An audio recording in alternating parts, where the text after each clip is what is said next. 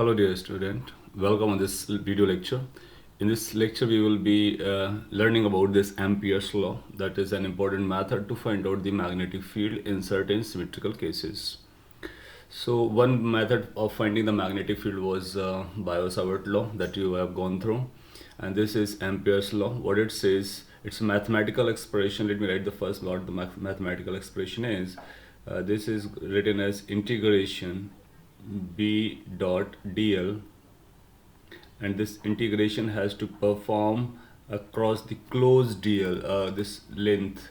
When we close a length, that means it becomes loop. So here we place a limit in circular fashion, so that says integration is a definite integration and its limit is closed loop, and b dot dl we are performing. If we do perform this for any closed loop for any current distribution, then this comes out to be mu naught into I enclosed. So that's a statement of Ampere's law, and this is basically very similar to the one that you have gone through in case of Gauss law. That is similar in concepts. That was applicable for the symmetrical surfaces cases, and this is going to be symmetrical loop cases. And in that case you used to have this right hand side dependent on this charge enclosed, it is on the current enclosed. You will get it to you will be able to relate it if I write that expression. It used to be E dot ds on the closed surface that was equal to charge enclosed upon epsilon naught. If you see right hand side, in both cases they are involving the constants and the charge and current, because this was related to the charge, this is related to the current.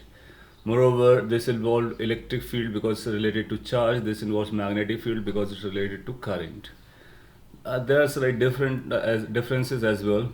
This integration is over the length and this integration was over the surface. So this was difficult. Gauss law was difficult to operate because this integration has to be performed over the surface. This is simply over the length, which is going to be relatively easier. And moreover, again the similarity that this integration is in the closed part, so this also was in the closed part. Okay, both are applicable for all cases, but most suitable or utility, their utility is for the symmetrical cases. So in case somebody asks when we can apply this Ampere's law, you say we can apply Ampere's law every time, no matter what type of current distributions we are having. But when this will be useful for us to get the answer, it will be useful only in case of symmetrical current distribution. Moreover, this term, which is integration b dot dl, okay, let me write in this way, this entire term integration b dot dl, this is called line integration of magnetic field. That's called line integration,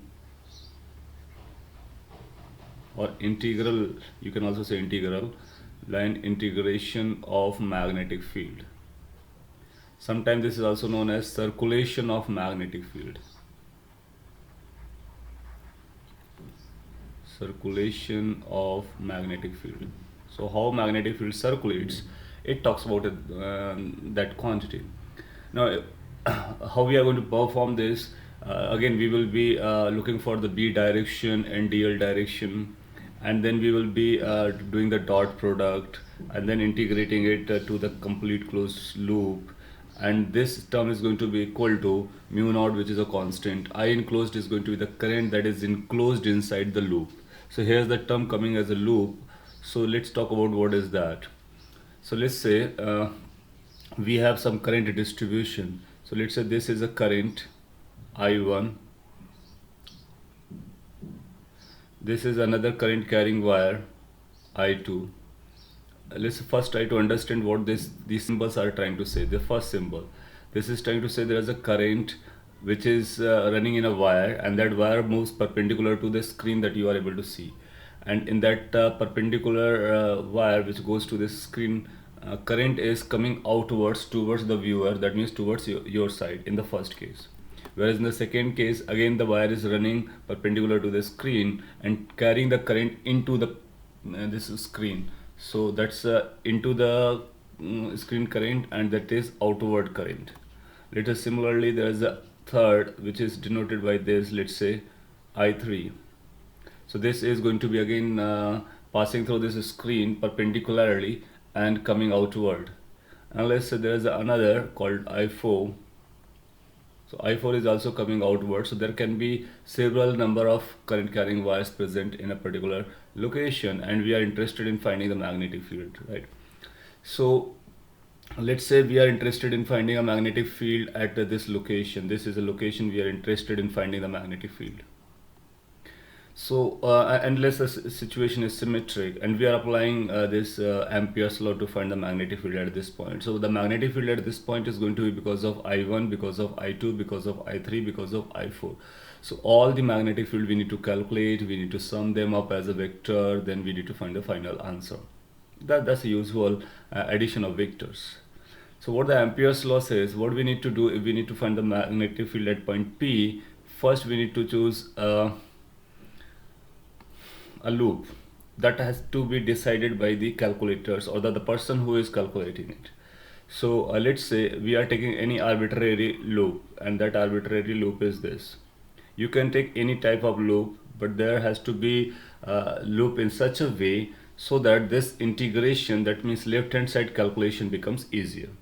So I will let you know by some examples how we can choose the symmetric loop. Here I am taking this random loop. Let's say we are considering this loop so that the P point lies on that loop, and this is the loop, that's not a surface, and that means this entire line or whatever this linear structure is formed, it is in the screen. That's only this two-dimensional. So we will be calling this as a closed loop. So that is closed loop, and entire integration has to be over this closed loop. Mind it, this is a loop that we have considered. This is not the current carrying loop. This is simply a hypothetical loop, and that is used for purpose of calculating this Ampere's using this Ampere's law and calculating the magnetic field. So that's a closed loop which does not carry current. It's a hypothetical one, and this is also called Amperian loop. So we call it as Amperian loop. Amperian loop. Fine. So first of all, you need to select an Amperian loop, and that selection has to be symmetric as possible so that we can perform this B dot dl. Then what we are going to do? Then we are going to take a small differential element at the location anywhere on that loop, anywhere for that matter. So let's say I'm writing here, I'm taking a differential length. So first we are considering this as a length. If this is a length, so here we are using length as a vector. So this length has to be given some direction. Now how we can give that direction? For that sake, what we are going to do, when we are choosing a closed loop, then we will be giving a sense to that loop. So we will give this loop a sense. Let's say we are giving the loop as this is a sense. Two sense are there. You can give as a clockwise sense, or you can give it as an anti-clockwise sense. So when I'm making these arrows, that means this is the sense that we have decided for this loop. Mind it, these are not the current directions. Okay, so if this is the sense, that means we have considered this clockwise sense as a positive. That's what the meaning of this is going to be. So clockwise sense we are considering as a positive. You can give the otherwise sense, that is anti-clockwise, is totally your choice. And that once you choose it, you need to stick with that. You cannot flip in between. So this is the sense or sense of direction that I have given to that loop. So let me write that point. Give a sense of direction. Give let me write one by one point. So first point was choose an Amperian loop. So first of all, you need to choose an Amperian loop. In the second, give a direction or sense of direction. Give a sense of direction to that loop. So these are the steps that you need to take in order to perform this. So important steps I'm writing over there. So first is to choose an Amperian loop and choose this as symmetrical as possible. Then give a sense of direction to that loop.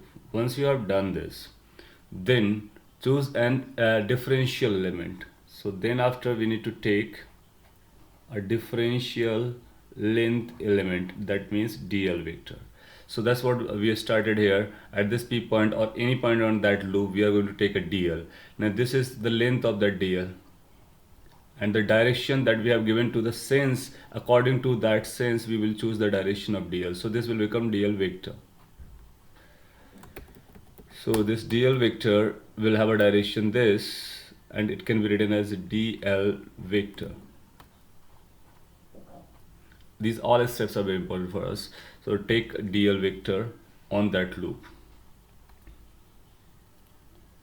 on that loop. So everything has to be done on that loop. Once we have done this, then since the cases are going to be symmetrical, so using those symmetry of cases, we will be deciding what the direction of magnetic field at that location is. So we are going to decide about the direction of magnetic field. Now we will be able to decide about the direction of magnetic field only if things are very symmetrical and symmetry can be used. So if we are able to decide the direction of magnetic field at that point, then we will be able to perform what this B dot dl is. So let's say somehow we are able to decide that the magnetic field in this case is going to be in this way or in this direction, let's say for that matter. And let's say this angle is theta. So we need to identify what the theta angle is with the dl and b. Okay, so if we are able to find this dl and b, then we can operate this left hand side. Then this can be written as using this picture and the loop and the current distributions, this can be written as line integration. That line integration runs over the entire length of the loop, and it's going to be b into dl into cos theta. Making sense? So this is how the left hand side will be simplified for dot product. And then still this integration is left. We will be handling that as well. When you come on the right hand side, so mu naught is a constant, so that has to be there. Then important point comes how to decide the direction or how to decide the current that is enclosed. So I enclosed means this is the current inside the loop that you have opted. That means Amperian loop. So here you will find I1 is inside, I2 is inside, I3 is inside, but I4 is not inside. So we will not count this I4 and we will be counting all these three, I1, I2, I3, right? Now, unlike in the case of charges, because charges carry their sign plus and minus by themselves, current does not carry any sign with itself. Sign is associated with its direction. That's why we have chosen this direction on the loop. So using the loop direction or sense of loop direction, we will be giving the direction to the currents. So if using right hand rule, those directions which are matching with the sense of loop, those directions of current will be considered as a positive, and those directions of current which is opposite to the sense of loop direction will be treated as a negative.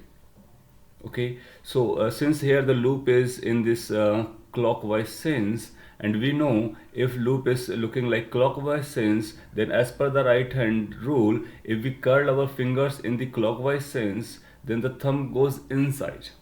That means inside direction has to be taken positive and outside direction has to be taken as a negative. So using right hand rule, we will be assigning the directions to these currents. So rule is, if loop is this clockwise sense, then into directions has to be taken positive. If loop has been taken anti-clockwise, then outward direction has to be taken positive. I will jot down this point. So if you have got it, then we can write in this particular example, this I1 is outward and hence it will be written with a minus sign. So it will be minus I1.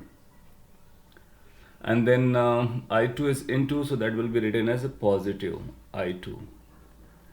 And then I3 is outward, so I will write as a minus I3. So this right hand side is going to be relatively easier if we are able to digest how to decide the directions or the current signs. Okay, so steps, let me recount again. First we need to choose this Ampere's law loop, and then we need to go for the giving the sense to that loop. Then we need to take this DL, then we need to perform this left hand side. After doing this, we will be able to perform this left hand side, because the next point will come to perform the dot product. Then theta will be identified. Once we have identified theta and we identify B, and then we can simplify the left hand side. Moreover, this law since used to get the magnetic field out, so this the loop must be in such a way so that this B can be taken outside. That means B should be constant on the entire loop. So if B comes out to be constant on the entire loop, that will be happening only if the loop is symmetric. So B will be taken outside, then this can be performed easily. And for the right hand side, the sign has to be considered as per the sense of direction that has been given to the loop. So the next point that is useful in that sequence is this: if Amperian loop has clockwise sense,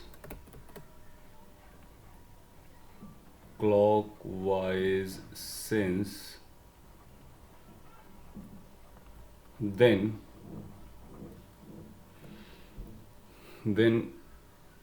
into current is taken positive, and if we are taking into current as positive, and then outward current has to be taken negative, and outward current is taken negative. Making sense? So this is a step I have written over there. So if Amperian loop has been given clockwise sense, then you will find into current has to be taken positive, outward current has to be taken negative, and need to write the enclosed current, so only those current which is inside the loop. And if you do otherwise, that means if you take it as anti-clockwise, then you change the sign. That means then you take the outward positive, inwards negative. Using this step, you can write the left hand side correctly, and using above steps, we can go for the simplification of left hand side. So if we are able to handle this left hand side and the right hand side, then we can simplify this equation and we can find the unknown B, right? So this is again very similar to this Gauss law. As I told you, there we used to talk about the ds and used to decide the direction of ds, then E dot ds, then used to find the Q enclosed. Similar thing we are doing over here. Here we are interested in finding I enclosed and considering their plus and minus versions based on the sense of the direction of Amperian's loop. And on the left hand side, we are doing more or less the similar aspects. Let's take one or two example to digest or use these points that we have just talked about. So here is an example. The figure has been shown to us. In the figure, there are certain current carrying wires that have been shown. And this, let me explain what the figure says. This is I1 current carrying wire. This is a wire that carries I2 current.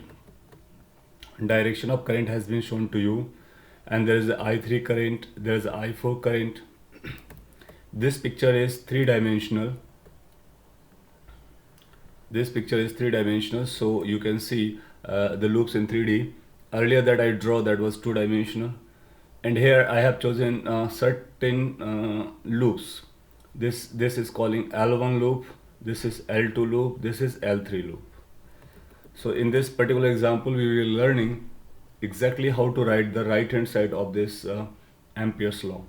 So question is, find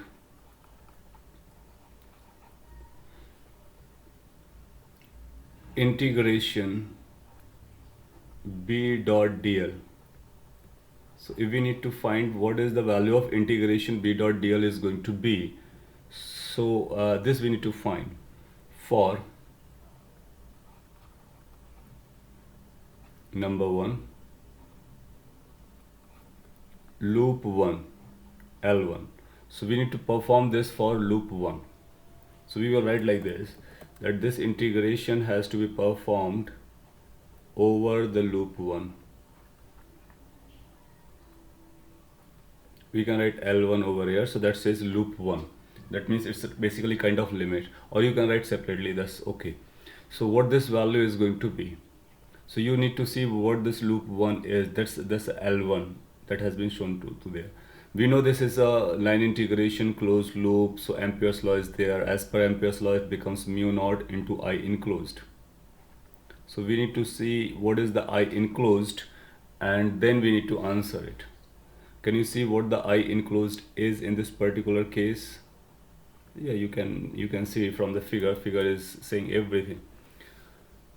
So you will find in this L1, I1 and I2, they are the enclosed current.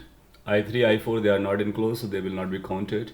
Now these enclosed current, where they lie doesn't matter, as long as they are inside, that is passing through the loop. Then you will be using the right hand rule, and the sense of the loop has been given to you. That's the sense of the loop.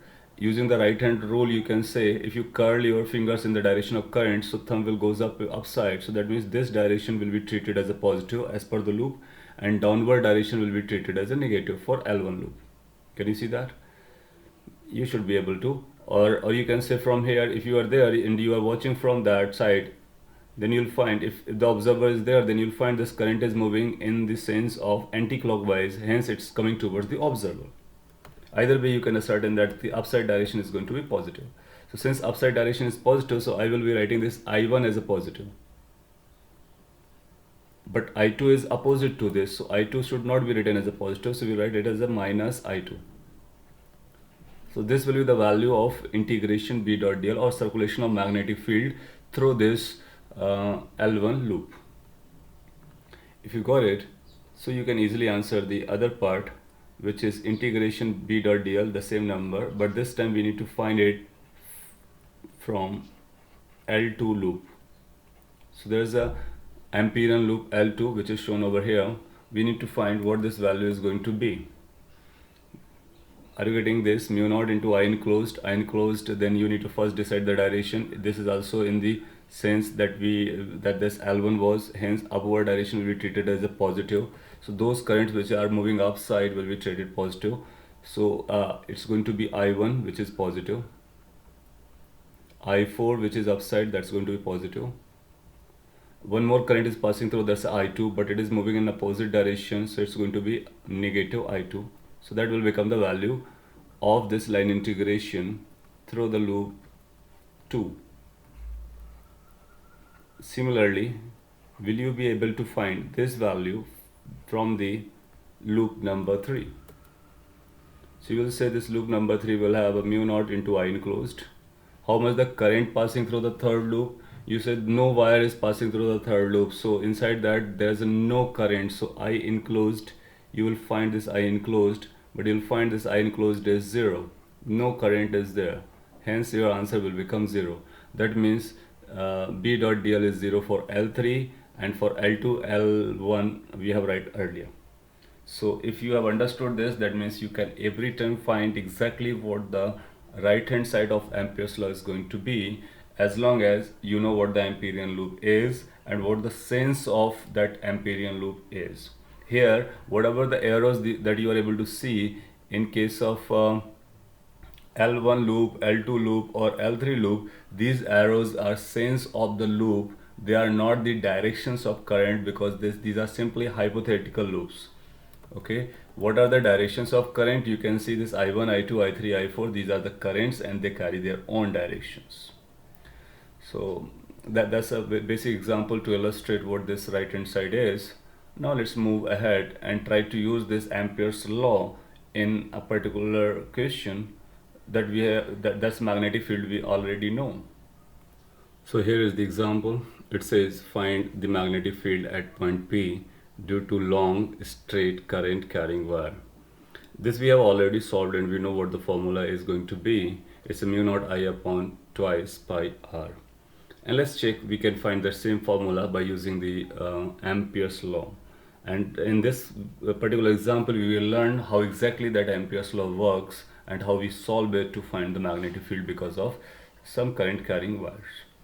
So this picture shows this is a long wire, so it goes infinitely downside, then infinitely upside. That has not been shown. It's long, that means infinitely long. And this is point P where we need to find this magnetic field. For that sake, this three-dimensional, this is a three-dimensional picture. So this circular loop has been opted, and this wire has been placed at the center. So if it is at center and this is a circular loop, then you'll find this is the simple symmetry case. That means at any point on the loop, if you consider this point, you are going to get the magnetic field same as this point, same as P point, same as this point. That means all the points on this loop will have the same magnitude of magnetic field. However, the directions will be different. So at P, if you draw the direction, it's going to be perpendicular to this, and it's going to be into, though it has been shown an upside direction, but it means it's going into the plane. So this is also going to be perpendicular, and it's going to be on the plane which is perpendicular to this whiteboard. Similarly, it's also going to be in this way. That means it's going to be tangential at all the points and will be perpendicular to the plane of this loop. So that's a three-dimensional picture. We can have a even simpler picture. So let me draw a simpler picture. So this Amperian loop, I'm showing this in this way. So this is Amperian loop, and this picture you will be able to visualize when you are watching this scenario from upside. So you take the top view. So I'm trying to make this top view. So in top view, this Amperian loop will look like this, and the current carrying wire will be looking at the center, and for that sake the current will be coming outside, so we'll be taking this as a outside. So that's a current I, and there's going to be P point, that was we were talking about this. So that's a P.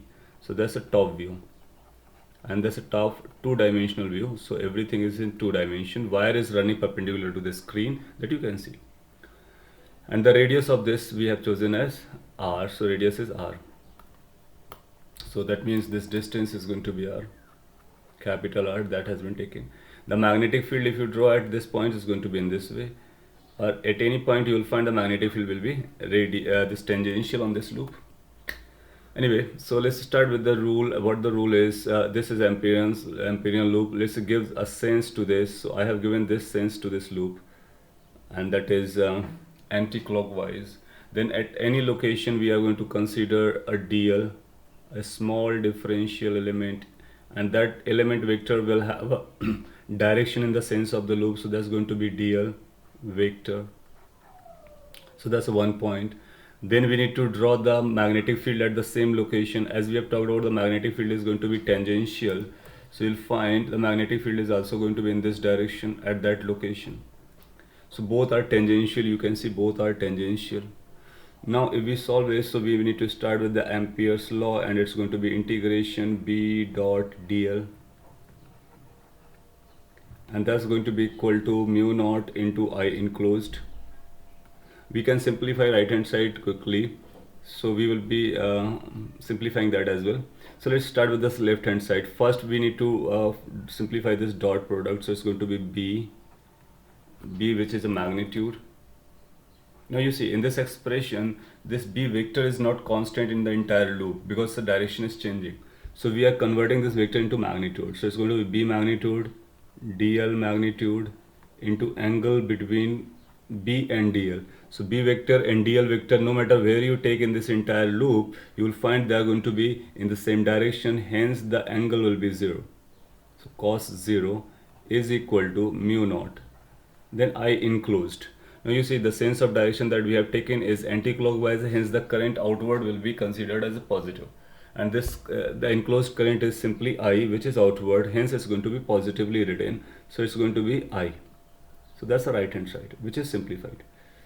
Now then after you will say this B, which is a magnitude of magnetic field, and it will be constant at all the points because of the reason that all the points of this Amperian loop are symmetrical from this wire. So B is going to be a constant in magnitude, hence this can be taken outside from the integration because we know a constant term can be taken outside, and that's going to be DL as a magnitude. Cos 0 is 1, that you know, is going to be equal to mu naught into I. If you write the next line, then we need to find what this integration DL is. We have talked earlier, let me quickly again say, When we are integrating this dl, that means we are adding simply small lengths. And if we are integrating on the entire loop, that means we are adding all these elements together. So you'll find this becomes the periphery of the circle. So that's going to be basically twice pi capital R. However, we need to keep in mind, if somebody asks what is integration dl vector, so this is going to be the vector sum of all the differential elements, and you know cyclic order vector sum making a closed loop is 0. So there has to be a differentiation between these two, and you need to keep that in mind. So if it is without vector, it's a length or distance. If it is with the vector, then it's a displacement, and that this depends only on the initial and final location, whereas this depends on the path. So that's a path dependent. Anyway, you know that. So this is going to be b into twice pi r. That's integration, and that's come out to be mu naught into I. Now from here we are able to find the magnetic field. So magnitude of magnetic field is mu naught I divided by twice pi r. If r is known to us, that means we need to know, we know the distance from the wire, then this becomes this as a formula.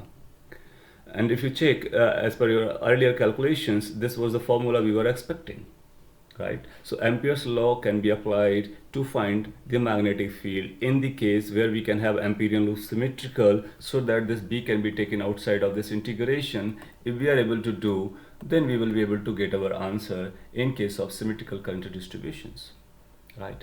So this can be applied for other symmetrical cases, like if we have a thick wire, then we can find the field inside and outside. If we have a concentric cylindrical wires, we can find the field at different locations. So we will be doing a couple of questions based on that in the upcoming videos.